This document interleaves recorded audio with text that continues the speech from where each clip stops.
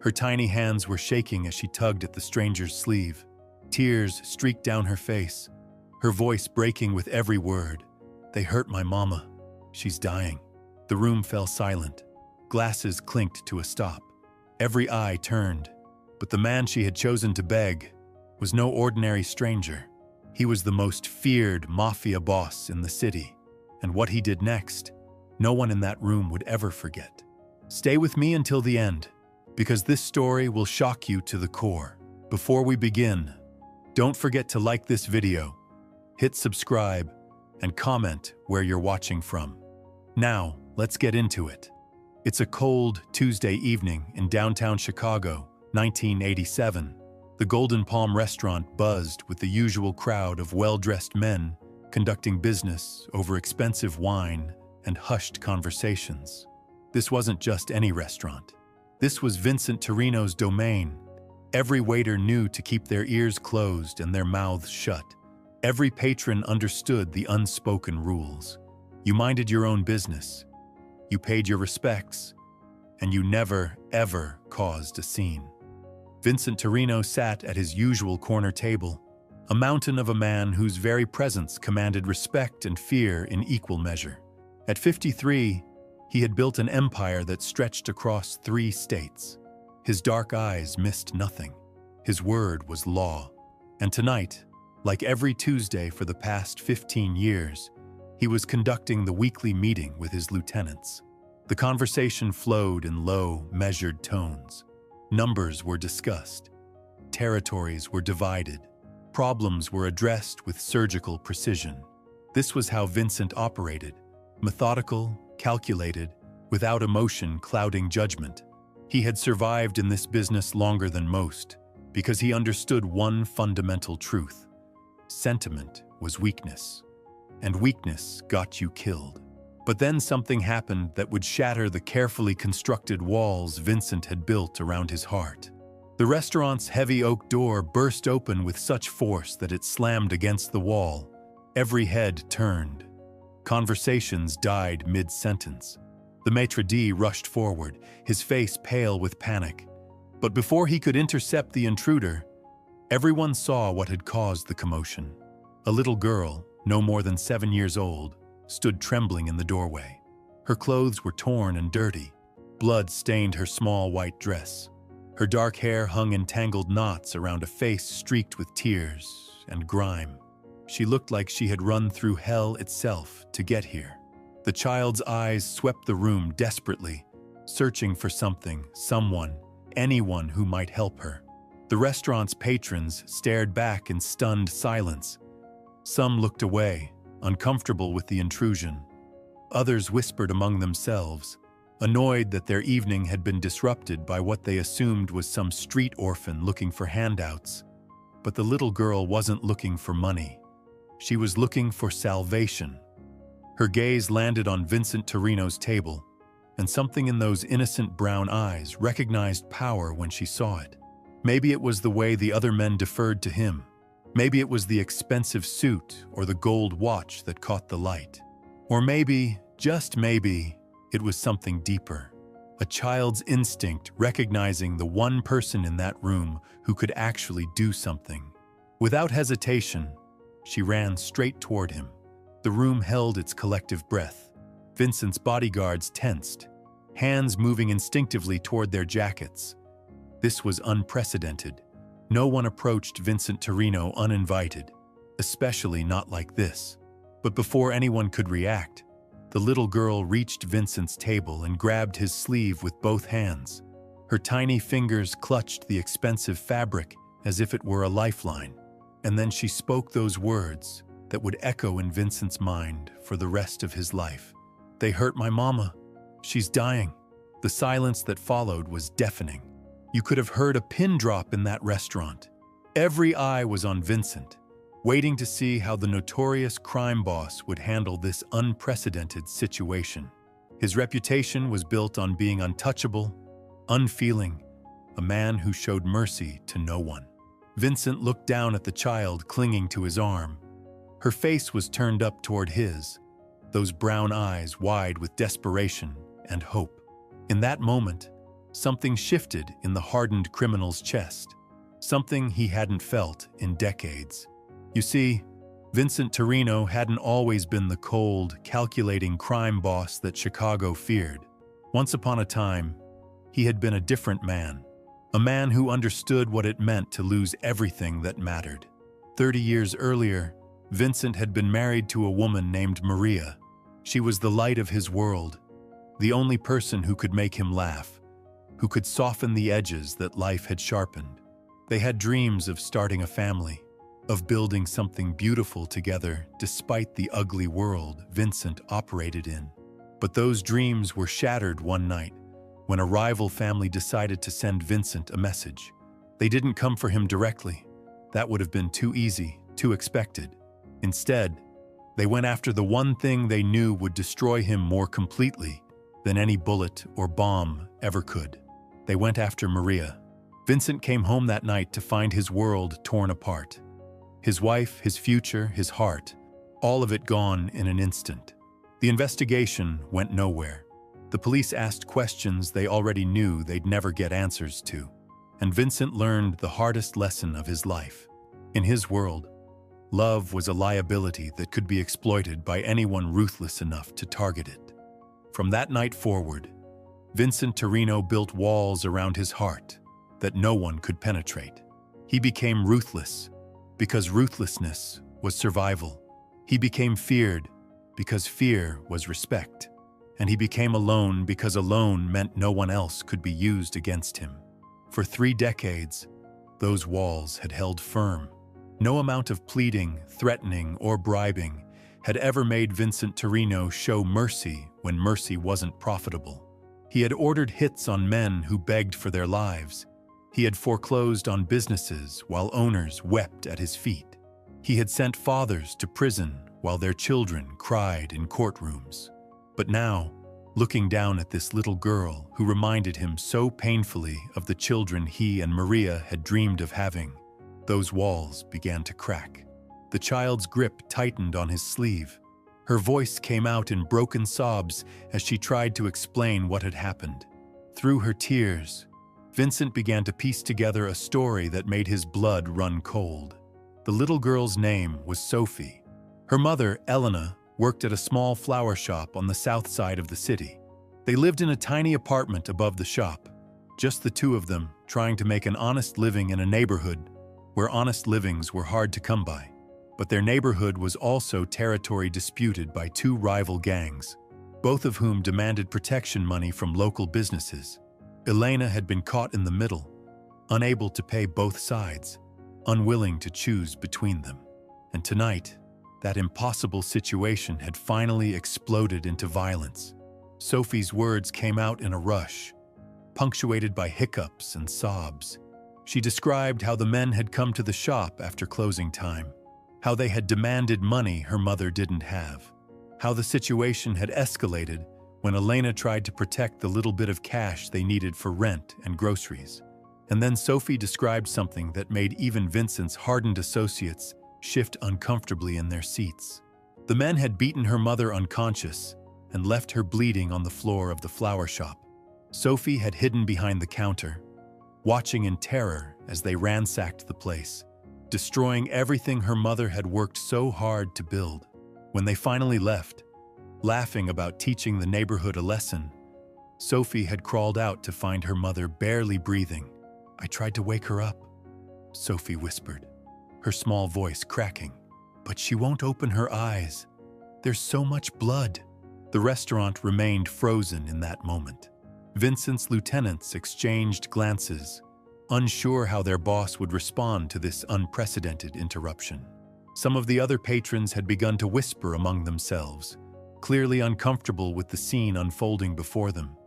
But Vincent Torino wasn't thinking about his reputation or his image. He wasn't calculating the business implications of getting involved in what was clearly gang violence on someone else's territory. For the first time in 30 years, Vincent was thinking with his heart instead of his head. He looked down at Sophie, this brave little girl who had somehow found the courage to burst into the most dangerous restaurant in Chicago and approach the most feared man in the room. She could have gone to the police, could have called an ambulance, could have run to neighbors or relatives. Instead, she had chosen him. A child's desperate instinct had led her straight to the one person who had the power and resources to actually make a difference. "What's your name, sweetheart?" Vincent asked, his voice gentler than anyone in that room had ever heard it. "Sophie," she managed between sobs. "Sophie Martinez." Vincent nodded slowly, then looked up at his bodyguard, Tony Russo. "Get the car," he said quietly. "Now." Tony hesitated for just a moment. In all his years working for Vincent, he had never seen his boss make a decision this impulsive, this emotional. "Boss, maybe we should—" "I said get the car." Vincent's tone carried just enough steel to remind everyone that despite the unusual circumstances, he was still very much in charge. As Tony hurried toward the exit, Vincent turned his attention back to Sophie.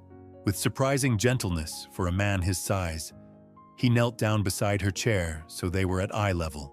His massive frame dwarfed the tiny girl, but somehow his presence seemed to comfort rather than intimidate her. "Sophie, I need you to listen to me very carefully," Vincent said, his voice steady and calm. "I'm going to help your mama, but first I need you to tell me exactly what these men looked like. Can you do that for me?" Sophie nodded eagerly, relief flooding her features at the promise of help. Through her tears, she began to describe the attackers. 2 men, both young, both wearing red bandanas. One had a scar running down his left cheek. The other had a spider tattoo on his neck. They had called each other by names, Carlos and Miguel. Vincent's expression darkened as he listened. He recognized the descriptions immediately. Carlos Vega and Miguel Santos, mid-level enforcers for the Red Serpents, a gang that had been trying to muscle in on territory that had been neutral ground for over a decade. They were known for their brutality, their willingness to hurt innocent people to make their point.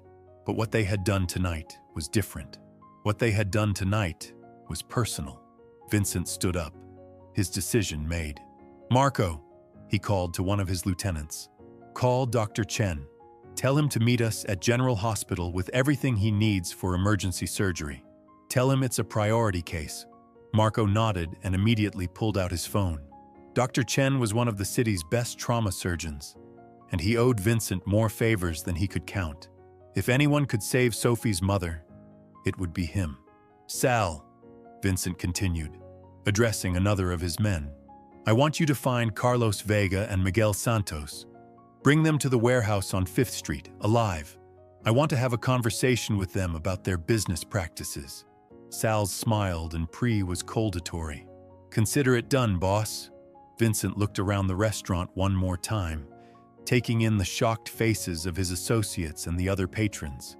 He knew this moment would be talked about for years to come. The night Vincent Torino showed mercy, the night the ice-cold crime boss let a little girl melt his heart. But he didn't care about any of that anymore. All he cared about was the small hand that slipped into his, as Sophie looked up at him with complete trust. "Is my mama going to be okay?" she asked in a tiny voice. Vincent squeezed her hand gently. "I'm going to make sure she is," he promised. And Vincent Torino never made promises he couldn't keep. The ride to the flower shop took 12 minutes through the crowded Chicago streets. Vincent sat in the back of his black sedan with Sophie beside him, her small body finally relaxing for the first time in hours. She had stopped crying, though her eyes remained wide and watchful.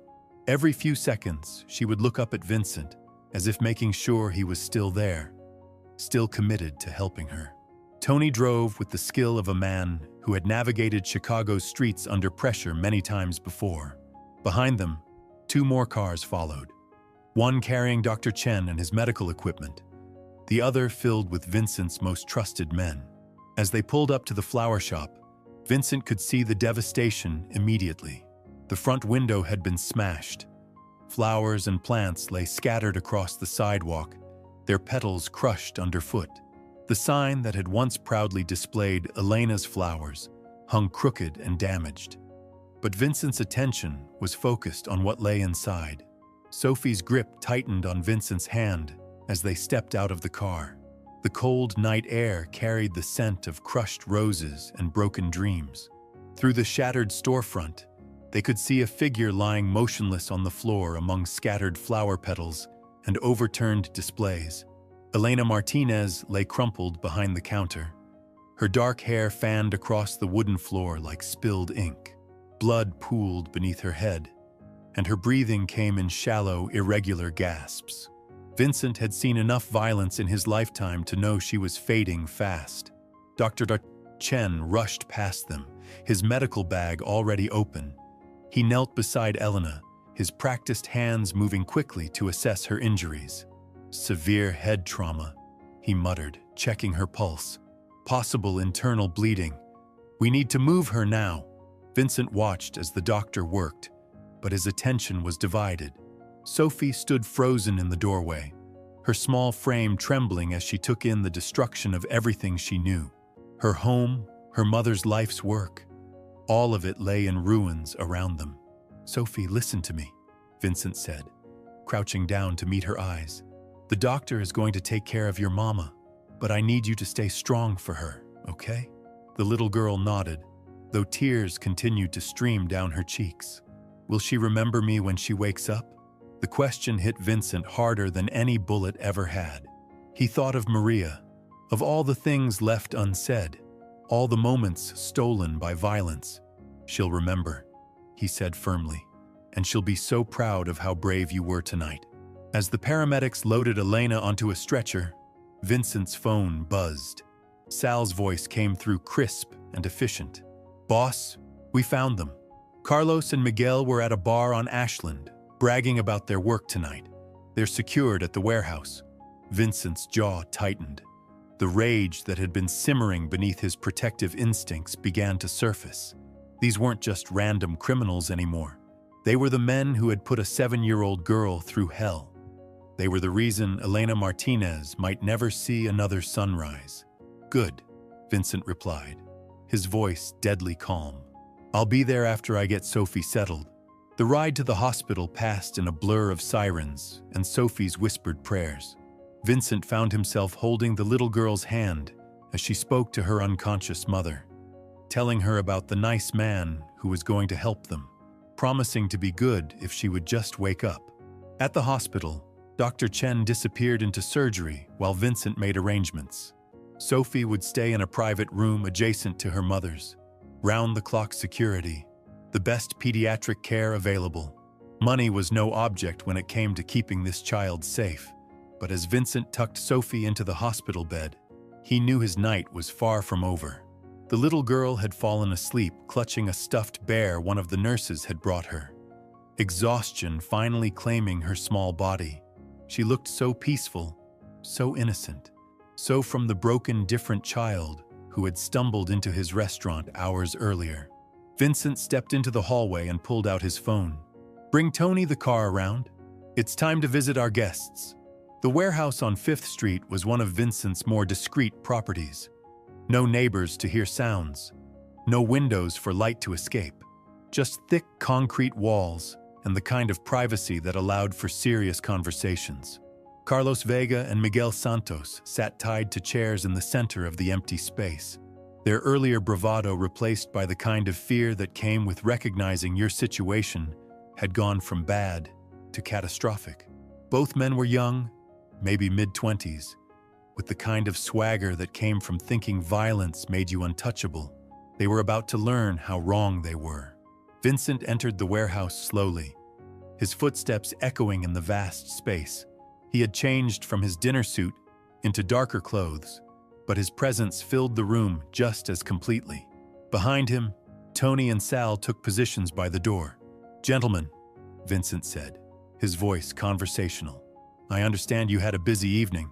Carlos, the one with the scar, tried to maintain his defiance. Look, man, whatever this is about, we can work something out.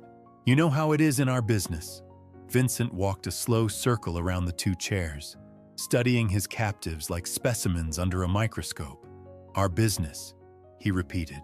Tell me, Carlos, what business do you think beating unconscious mothers in front of their children falls under? The color drained from Carlos's face. Miguel, the one with the spider tattoo, began to sweat visibly. They were starting to understand that this wasn't about territory or money or any of the usual reasons men in their line of work found themselves in situations like this. "The woman was holding out on us," Miguel stammered. "She owed protection money. We had to make an example." Vincent stopped walking. The temperature degrees, and in the room seemed to drop 10 example, he saily. "And what example did soft you think you were making when you traumatized a 7-year-old girl?" Neither man answered. They couldn't, because there was no answer that would save them now. Vincent reached into his jacket and pulled out a photograph. It was a picture Sophie had drawn while waiting at the hospital, a crayon sketch of her mother surrounded by flowers. The little girl had given it to him, asking him to keep it safe until her mama could see it. "This is Sophie Martinez," Vincent said, holding up the drawing. 7 years old, loves butterflies and chocolate ice cream, dreams of becoming a teacher so she can help other children learn to read. Tonight, she watched 2 grown men beat her mother unconscious over $67. He set the drawing on a nearby table where both men could see it. $67, he repeated. That's what Elena Martinez had in her register. Barely enough to cover tomorrow's grocery run. And you two thought it was worth putting a child through hell to take it. Carlos made one last desperate attempt at negotiation. "Look, Mr. Torino, we didn't know the kid was there. If we had known..." "If you had known what?" Vincent's voice cut through the excuse like a blade. "If you had known. You would have beaten her too? Made sure there were no witnesses to your heroic victory? A single-over mother trying to make an honest living?" Vincent walked to the table where his men had laid out various tools. Not weapons exactly, but implements that could become very persuasive in the right hands. He selected a pair of heavy pliers, testing their grip thoughtfully. "Here's what's going to happen," he said, his tone remaining conversational despite the deadly intent behind his words. "You're going to tell me exactly how much money your little gang has made from terrorizing shop owners in Elena's neighborhood. Every dollar, every cent. And then you're going to help me figure out how to make sure it gets distributed back to the people you've been bleeding dry." Miguel's voice cracked as he spoke. "We don't have that kind of authority. The money goes up the chain. We just collect." Vincent nodded as if this was exactly what he'd expected to hear. "Then it sounds like I need to have a conversation with your boss as well. What's his name?" "Razor Rodriguez," Carlos whispered. "But you can't touch him. He's got connections, protection." Vincent actually smiled at this, though there was no warmth in the expression. "Protection," he mused. "You mean like the protection you offered Elena Martinez? The kind that involves unconscious mothers and traumatized children?" He set the pliers back on the table and picked up his phone instead. "Tony, I want you to arrange a meeting with this Razor Rodriguez. Tonight, if possible. Let him know that Vincent Torino would like to discuss his organization's customer service practices." As Tony made the call, Vincent turned back to his captives. "You see, gentlemen, I've been in this business for a very long time. I've made my share of enemies, taken my share of territory, collected my share of debts, but there are lines even men like us don't cross. And tonight, you crossed every single one of them."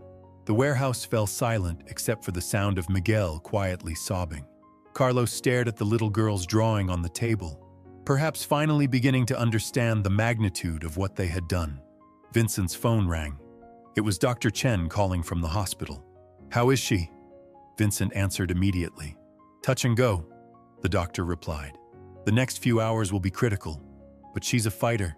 The surgery went better than expected."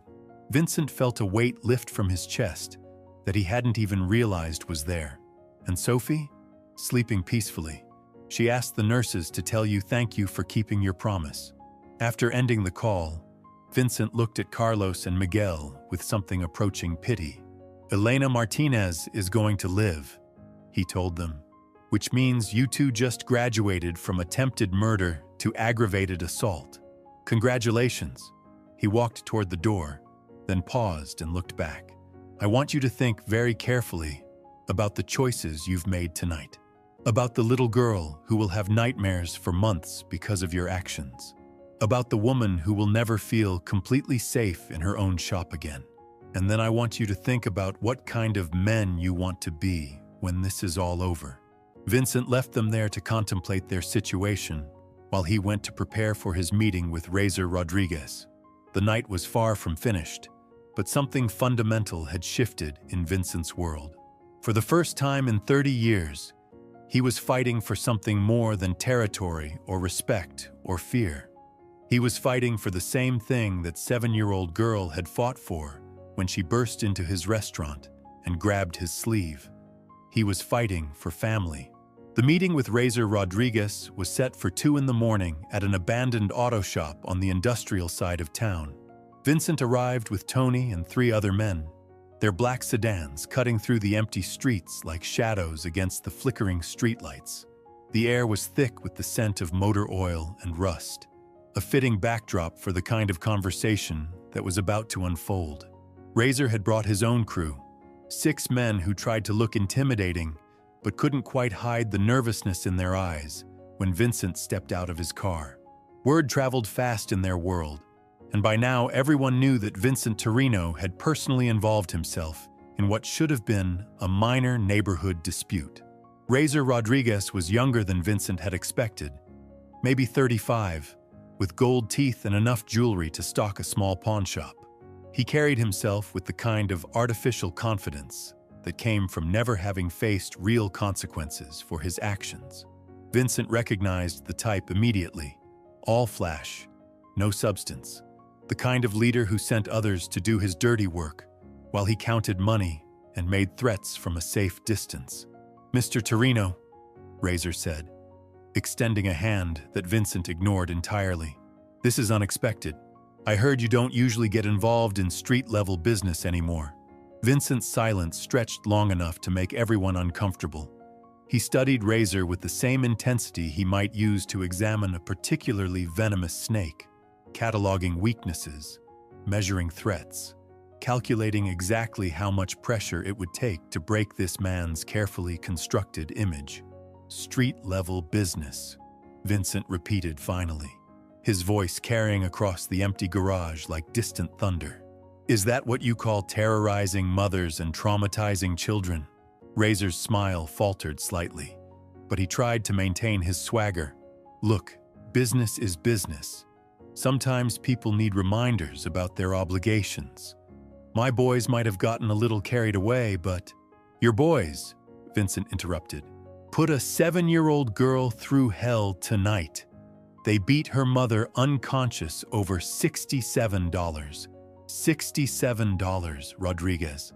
The temperature in the garage seemed to drop. Vincent's men had positioned themselves strategically around the space, and Razor's crew was beginning to realize that this meeting might not end with the usual handshake and territorial agreement they had expected. "The woman was behind on her payments," Razor said, his voice losing some of its earlier confidence. 3 months behind. We gave her plenty of warnings." Vincent took a step closer, and despite being surrounded by his own men, Razor instinctively backed away. There was something in Vincent's eyes that spoke of violence older and deeper than anything Razor had ever encountered, a kind of controlled fury that made the young gang leader's petty brutalities look like children playing at being monsters. 3 months, Vincent said thoughtfully. "Tell me, Rodriguez, do you know what Elena Martinez does for a living?" "She runs some flower shop," Razor replied, confusion evident in his voice. "She runs a flower shop that barely makes enough to cover rent and groceries. She works 16-hour days arranging bouquets for weddings she'll never afford to have, funeral wreaths for people she's never met, Valentine's arrangements for lovers who have what she lost when her husband died in a construction accident 3 years ago." Vincent's voice remained steady, but there was something building beneath the calm surface, like pressure in a boiler that was approaching its breaking point. "She's been behind on your blood money because she spent her last savings on medicine for Sophie when the girl had pneumonia last winter. She chose her daughter's life over your protection racket, and somehow you thought that made her fair game for your animals." Razor tried to interrupt, but Vincent continued as if he hadn't spoken. "Do you know what that little girl did tonight, Rodriguez? After she watched your men beat her mother unconscious After she saw everything she knew destroyed, she didn't call the police. She didn't run to neighbors. She walked 12 blocks through the worst part of the city, a 7-year-old girl alone in the dark, to find someone who could help. Vincent pulled out Sophie's crayon drawing again, holding it up so everyone in the garage could see it. This is what courage looks like, Rodriguez. This is what real strength is. A child who refuses to give up on the person she loves most in the world. The silence that followed was deafening. Even Razor's men seemed uncomfortable now, shifting from foot to foot, avoiding eye contact. Vincent folded the drawing carefully and placed it back in his jacket, right over his heart. "So here's what's going to happen," Vincent said, his tone shifting from philosophical to purely business. "You're going to liquidate your entire operation in Elena's neighborhood. Every protection payment, every debt, every outstanding balance, it all disappears tonight." Razor's artificial bravado flared back to life. "You can't just come in here and—" "I'm not done talking," Vincent said quietly, and the younger man's mouth snapped shut. "You're going to take whatever money you've collected from that neighborhood over the past year, and you're going to distribute it back to every shop owner, every family, every person you've been bleeding dry." "That's impossible. We don't have that kind of cash on hand. And even if we did, then you'll find it," Vincent replied. "Sell your cars, your jewelry, your mother's china if you have to. Rob your own dealers for all I care. But those people are getting their money back." Vincent walked closer until he was standing directly in front of Razor, close enough that the younger man had to crane his neck to maintain eye contact. "And if I hear about any of your people operating within 10 blocks of Elena's flower shop ever again, if so much as one of your boys jaywalks in her neighborhood, I will personally introduce you to the kind of consequences your parents should have taught you about years ago." 6 months later, Elena Martinez stood behind the counter of her rebuilt flower shop, watching through sparkling new windows as her daughter Sophie played in the small garden Vincent had installed behind the building. The red serpents had vanished from the neighborhood entirely, their former territories now under the quiet protection of men who understood the difference between power and bullying. Vincent still visited every Tuesday, not as the feared crime boss of Chicago, but as the man who had chosen to let a little girl's courage crack open his heart. Elena would prepare fresh coffee, Sophie would show him her latest drawings, and for a few precious hours, the three of them would sit together like the family none of them had dared to dream possible. The city whispered about the night Vincent Torino saved a child and found his soul. But Sophie knew the truth that the adults had missed entirely. She hadn't saved her mother by finding the most dangerous man in Chicago. She had saved him by showing him that even the hardest heart could choose love over fear. Sometimes the smallest hands carry the greatest power to change everything. Thanks for watching, and remember to subscribe for more incredible true stories that prove humanity still exists in the darkest places.